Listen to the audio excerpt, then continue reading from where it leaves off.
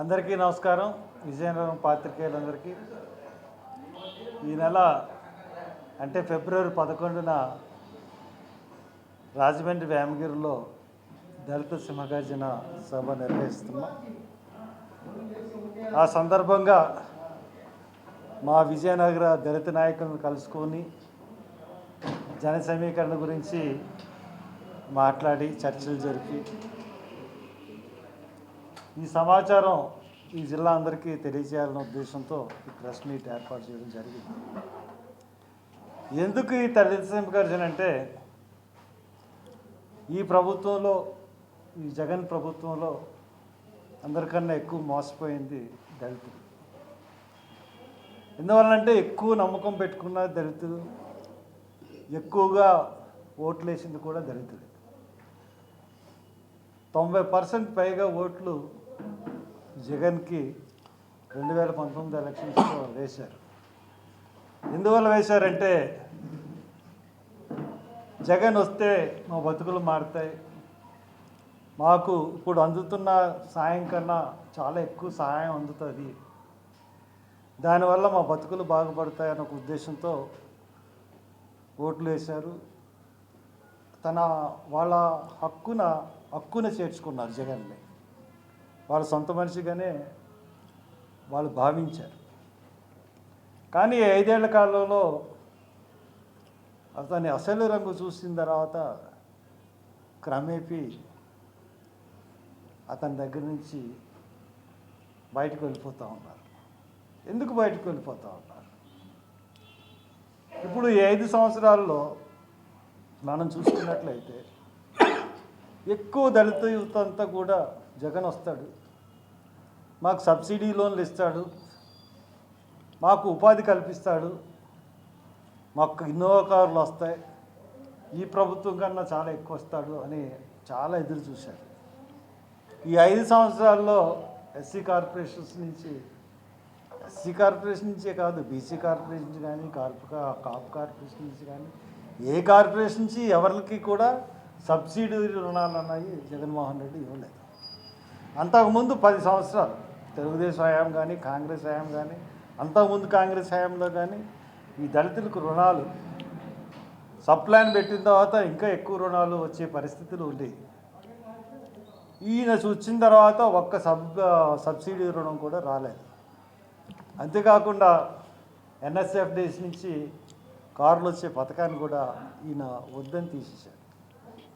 అంతేకాకుండా అందరికీ ఇప్పుడు ఆయన చెప్తున్నది ఏంటంటే ఇంగ్లీష్ మీడియం విద్య, తర్వాత విద్య మీద నేను చాలా ఎక్కువగా నేను సహాయం చేస్తూ ఉన్నానని. అంతా బోగస్. దళితులకి ఉన్నత విద్య అందకుండా చేసే మనిషి ఈ రోజున ఎవరైనా ఉన్నారంటే అది జగన్మోహన్ రెడ్డి. ఎందువల్లంటే మనం GOS నెంబర్ 77 చూసుకున్నట్లయితే, నేను చదువుకున్నప్పటి నుంచి కూడా, అంటే నేను ఎప్పుడు చదువుకున్నానంటే 82-84 PG ఆంధ్ర యూనివర్సిటీలో చదువుకున్నా. కానీ అప్పుడు మాకు స్కాలర్షిప్స్ అనేవారు. మాకు స్కాలర్షిప్స్ ఇచ్చి గవర్నమెంటే చదివించింది, యూనివర్సిటీలో కానీ ప్రైవేట్లో చదువుకున్నా కానీ ఇప్పుడున్న పరిస్థితి ఏంటంటే, మాకు అసలు ఉన్నత విద్య అభ్యసించడానికి అంటే PG విద్యార్థులకి ఇప్పుడు ఆయన పెట్టిన విద్యా దీవెన, వసతి దీవెన ఈ రెండు కూడా తీసేశాడు. అంటే ఫీజు రియంబర్స్మెంట్ తీసాడు, హాస్టల్ మెస్ ఛార్జెస్ తీసాడు. అంతేకాకుండా PhD స్కాలర్స్ ఉన్నారు. ఈ PhD స్కాలర్స్కి స్టైఫండ్ ఇచ్చేవారు, మెస్ ఛార్జెస్ ఇచ్చేవారు ఇంతకుముందు, అది కూడా తీసేశాడు. యూనివర్సిటీలో ఎక్కడ కూడా ఎంప్లాయ్మెంట్ అన్నది గత 5 సంవత్సరాల నుంచి లేవు. బ్యాక్లాగ్ పోస్టులు భర్తీ లేవు, కారుణ్య నియామకాలు లేవు. అంతేకాకుండా ఈ పెళ్ళి చేసుకుంటే మనకి ఇంటర్ కాస్ట్ మ్యారేజ్ చేసుకుంటే 2.5 లక్షలు ఇచ్చేవారు. అంటే అది కుల నిర్మూలనకి ఉపయోగపడుతుందన్న ఉద్దేశంతో దాన్ని కూడా ఆయన రద్దు చేశాడు. అలాగే ఏ పథకం చూసుకున్నా కానీ దళితులకి 3 ఎకరాలు భూమి కొనుగోలు పథకం కూడా రద్దు చేశాడు. అన్నిటికన్నా దారుణం ఏంటంటే ఈ సంవత్సరం 5 మెడికల్ కాలేజీలు వచ్చినాయి రాష్ట్ర ప్రభుత్వంగా. మీ విజయనగరంలో కూడా ఒకటి వచ్చినట్టుగా ఉంది. దాంట్లో పరిస్థితి ఏంటంటే దాంట్లో సగం సీట్లు ఆయన అమ్మేసుకుంటున్నారు. ఈ రాష్ట్రంలో డబ్బున్న వాళ్ళే చదువుకోవాలి, పేదలు చదువుకోవడానికి వీలు లేదు. ఈ 75%లో రిజర్వేషన్ లేవు. రిజర్వేషన్ లేకుండా ఈ 50% సీట్లు అంటే 70 సీట్లు ఆయన అమ్మేసుకునే ప్రోగ్రాం పెట్టాడు. ఈ 75%లోనే రిజర్వేషన్. ఇటువంటి పరిస్థితి ఇప్పుడు వరకు ఏ గవర్నమెంట్ కూడా ప్రభుత్వ కాలేజీలో రిజర్వేషన్లు తీసేయడం అన్నది ఇప్పుడు దాకా ఏ ప్రభుత్వం ఆల్ ఇండియా లెవెల్లో కానీ ఏ రాష్ట్ర ప్రభుత్వం కానీ తీయలేదు. నేను ఢిల్లీలో చెప్తే ఆశ్చర్యపోతున్నాను. అటువంటి పరిస్థితి ఈరోజు మనకు కనపడతా ఉంది. పోనీ ఈ పథకాలన్నీ ఈ రకంగా రద్దు చేశాడు. ఇప్పుడు సపోజ్ అమ్మఒడి ఉంది. అమ్మఒడికి మనం చూసుకున్నట్లయితే అమ్మఒడిలో ఉన్న అందరికీ కూడా బడ్జెట్ నుంచి ఆయన మరి ఈ డబ్బులు ఇస్తారు.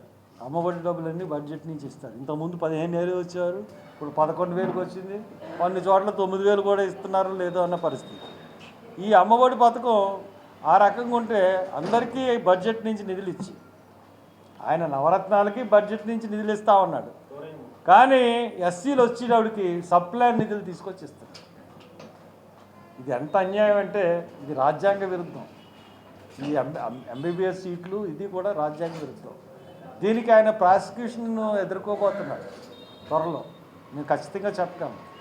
ఇటువంటి పరిస్థితి అన్నీ కనబడుతుంది. పోనీ స్కీములు పక్కన పెడితే దళితుల మీద జరుగుతున్న అన్యాయాలు, అక్రమాలు, అట్రాసిటీలు ఎలా చూసుకున్నా కానీ చాలా భయంకరమైన పరిస్థితి. మనం చూసాం.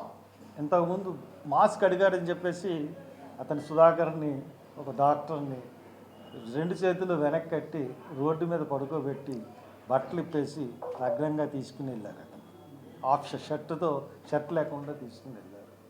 అక్కడ కిరణ్ కుమార్ రెడ్డిని మాస్క్ అడిగాడని చెప్పి మాస్క్ తీసేసాడని చెప్పి మాస్క్ వేసుకోలేదని చెప్పి అతన్ని తీసుకెళ్ళి లాకప్ డెత్ చేసి చంపేసి కారులో దూకి చచ్చిపోయాడని చెప్పారు.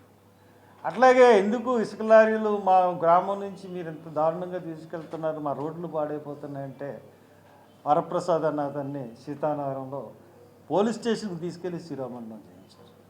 ఇక్కడ తుని దగ్గర సురంగ వృక్షంలో అక్కడ జరుగుతూ ఉంటుంటే ఒక సంబరాలు జరుగుతూ ఉంటుంటే చూడడానికి వెళ్ళి చిన్న గొడవ వచ్చిందని చెప్పి పక్క గ్రామం నుంచి వెళ్ళిన అక్కడున్న ఎస్సీస్ అందరూ వెళ్ళిపోతే పక్క గ్రామం నుంచి వెళ్ళిన అతన్ని కొట్టి చంపేశారు. బాబు నడింపల్లి రాము. నేను ఎస్సీని, నేను ఈ గ్రామస్తుడిని కాదంటే నువ్వు ఎస్సీయే కదరా అని చెప్పేసి ఎవరంటే వీళ్ళందరూ కూడా వెనకాలంతా కూడా వైసీపీ కార్యకర్తలు. బొంతు మహేంద్ర అని చెప్పేసి మొన్న మనం చూసినప్పుడు ఆ దొమ్మేరు పోలీస్ స్టేషన్లో తీసుకొచ్చి కూర్చోబెడితే అతను ఆత్మన్యూన్యతో ఆత్మహత్య చేసుకుని చనిపోయాడు. అది హోంమంత్రి చేయించిందని చెప్పేసి అతను చనిపోయేటప్పటికి మరి హోంమంత్రిని మార్చేసి వ్యతిరేకత వచ్చిందని మార్చేశారు. అలాగే ఎర్రగొండపాలెంలో మరి మోజెస్ అనే దళిత యువకుడు పెట్రోల్ పోసుకుని కాల్చుకుని చనిపోయాడు.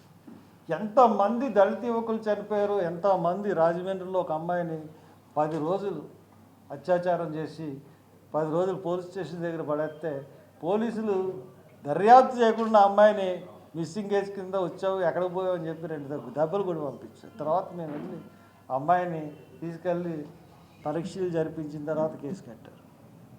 దిశా చట్టం అన్నది అసలు లేని దిశా చట్టం గురించి గొప్పలు చెప్తున్నారు. దిశా పోలీస్ స్టేషన్లో ఆఫ్ చేశారు. ఇటువంటి పరిస్థితులు అన్నీ జరుగుతూ ఉన్నప్పుడు మా గుండె తరుక్కుపోతుంది. ఈ సమస్యలకి ఒక పరిష్కారం చూపించాలి.